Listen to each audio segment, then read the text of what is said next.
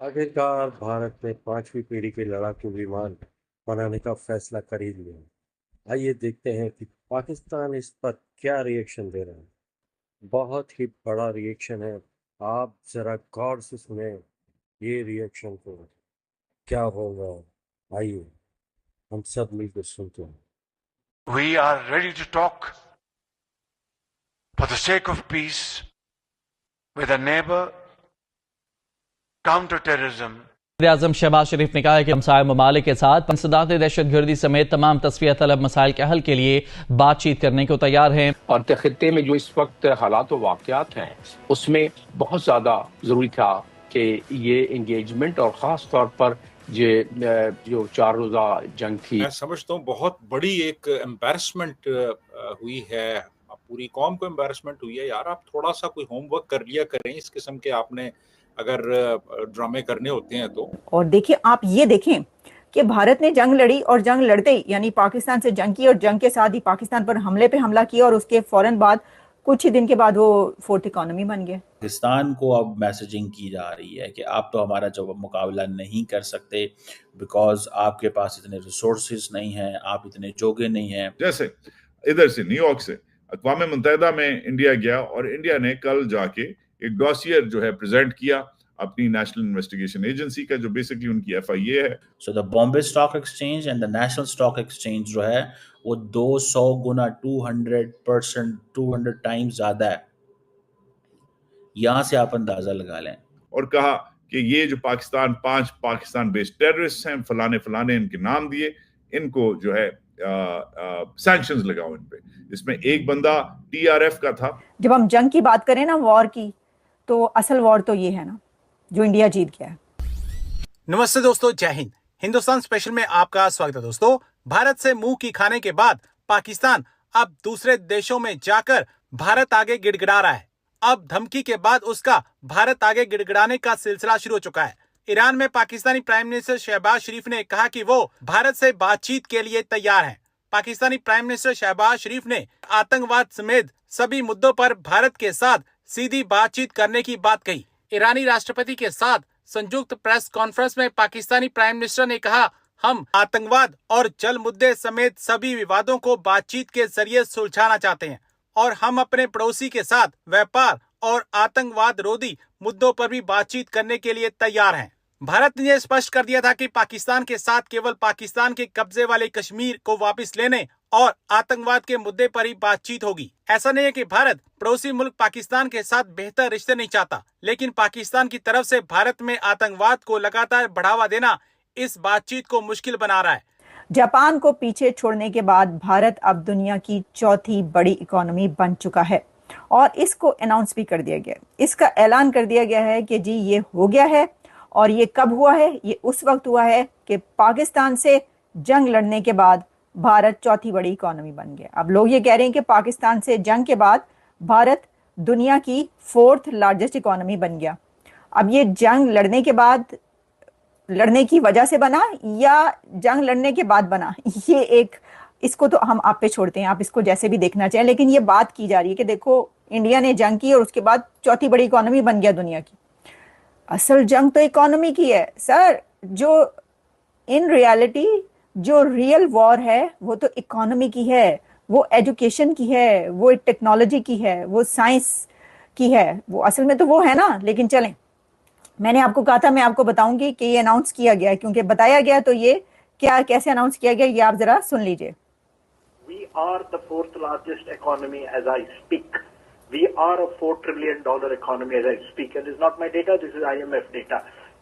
उन्होंने कहा है जी ये जो है आज हम दुनिया की 4th बड़ी इकोनॉमी बन गए हैं। इंडिया के थिंक टैंक की तरफ से ये अनाउंस किया गया है और ये हम नहीं कह रहे बल्कि ये IMF का डेटा कह रहा है।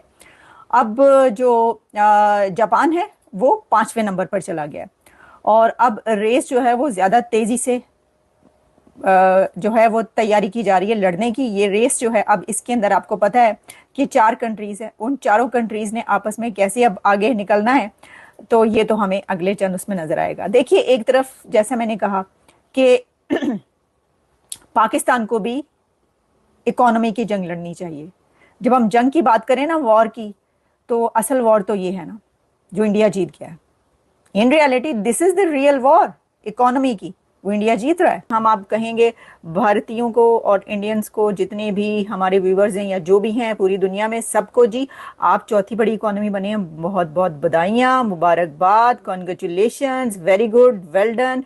जैसा मैंने कहा कि इन रियलिटी जो रियल वॉर है वो इकोनॉमी की है, वो एजुकेशन की है, बच्चों को तालीम देने की है, और सबको मिलकर इसके लिए काम करना चाहिए। और देखिए, आप ये देखें कि भारत ने जंग लड़ी और जंग लड़ते ही यानी पाकिस्तान से जंग की और जंग के साथ ही पाकिस्तान पर हमले पे हमला किया और उसके फौरन बाद कुछ ही दिन के बाद वो फोर्थ इकोनॉमी बन गया। मैं समझता हूँ बहुत बड़ी एक एम्बैरसमेंट हुई है, पूरी कौम को एम्बैरसमेंट हुई है। यार आप थोड़ा सा कोई होमवर्क कर लिया करें, इस किस्म के आपने अगर ड्रामे करने होते हैं तो थोड़ा सा होमवर्क कर लिया करें। कम से कम तस्वीर तो कोई रेलेवेंट आप मीडिया के सामने प्रेजेंट करें। सारी दुनिया देख रही है कि वो चाइनीज ड्रिल की वो तस्वीर है, और वो तो बल्कि अब आइडेंटिफाई हो के सोशल मीडिया पे बहुत सी साइट्स पे आपको नजर आएगी।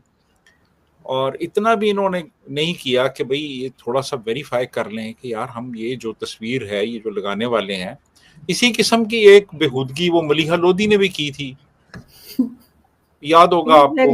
बिल्कुल बिल्कुल, फलस्तीन की फोटो दिखा के कश्मीर की कहानी सुना रही थी। एग्जैक्टली तो वो भी इसी किस्म की, हालांकि यूनाइटेड नेशंस में तुम अब क्या दिखा रही हो, अच्छी खासी वो उसको पढ़ा लिखा समझा जाता है उस खातून को। वैसे तो वो एस्टेब्लिशमेंट की टाउट है, सॉरी मैं ये लफ्ज़ इस्तेमाल कर रहा हूँ, लेकिन ये लोग जो हैं ये बिल्कुल कोई वो अपने तौर पे तैयारी नहीं करते, कोई मेहनत नहीं करते, कोई होमवर्क नहीं करते, बस जो तस्वीर मिली जी बस ले आओ यार, ये तस्वीर ले आओ, बस जो भी है वेरीफाई कर लो कि वो कहाँ की तस्वीर है, कब की तस्वीर है। अब तो खैर ये है कि वो ऐसी साइट्स मौजूद हैं जो आपको फौरन वो बता देती हैं, वो फैक्ट चेक जो है वो बता देती है, ग्रॉक बता देती है आपको कि यार ये तस्वीर की है कहाँ की। जी सर, वो जो लॉ इन्होंने बनाया है फेक न्यूज वाला, तो इनके ऊपर भी अप्लाई होगा क्या? ये तो बाकायदा एक फेक फोटो लेकर खड़े हैं जिसके ऊपर सारी दुनिया हंस रही है। अब यही कानून जो है, क्या ये तो फिर प्राइम मिनिस्टर हाउस में भी लग जाना चाहिए? बिल्कुल लगना चाहिए जी, लेकिन देखें ना, ये इन्होंने जो कवानीन बनाए हैं ना जितने भी, ये सियासी मुखालफिन के लिए बनाए हैं इन्होंने। यानी फेक न्यूज ये उसको कहेंगे जो इनके किसी बयानिए को हर्ट करती हो या इनके मफादात के बरखिलाफ हो, उसको फेक न्यूज कहेंगे ये। अदरवाइज आप इनके हक में जितनी मर्जी आप फेक न्यूज लगा दें, इससे बड़ी फेक न्यूज क्या होगी कि इंडिया में 70% जो इलाके हैं उनमें बिजली चली गई है।